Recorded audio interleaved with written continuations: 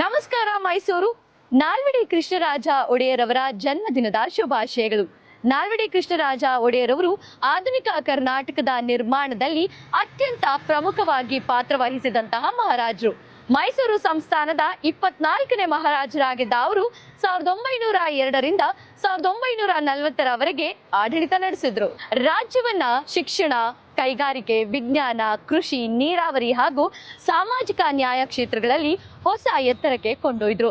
ಇವರ ಆಳ್ವಿಕೆಯನ್ನ ಮೈಸೂರಿನ ಸುವರ್ಣ ಯುಗ ಅಂತ ಕರೀತಾರೆ. ಅಷ್ಟೇ ಅಲ್ಲದೆ ನಾಲ್ವಡಿ ಕೃಷ್ಣರಾಜ ಒಡೆಯರವರು ಬಹಳಷ್ಟು ಕೊಡುಗೆಗಳನ್ನ ನೀಡಿದ್ದಾರೆ. ಕನ್ನಡ ಸಾಹಿತ್ಯ ಪರಿಷತ್ ಸ್ಥಾಪನೆಗೆ ಬೆಂಬಲವನ್ನ ನೀಡಿದ್ರು. ಯೂನಿವರ್ಸಿಟಿ ಆಫ್ ಮೈಸೂರನ್ನ ಸ್ಥಾಪಿಸಿದ್ರು. ಇಂಡಿಯನ್ ಇನ್ಸ್ಟಿಟ್ಯೂಟ್ ಆಫ್ ಸೈನ್ಸ್ ಅಭಿವೃದ್ಧಿಗೆ ಭೂಮಿ ಮತ್ತು ನೆರವನ್ನ ಕಲ್ಪಿಸಿಕೊಟ್ಟಿದ್ರು. ಜೊತೆಗೆ KRS ಡ್ಯಾಂ ನಿರ್ಮಾಣಕ್ಕೆ ಪ್ರೋತ್ಸಾಹವನ್ನ ಕೊಟ್ಟಿದ್ರು.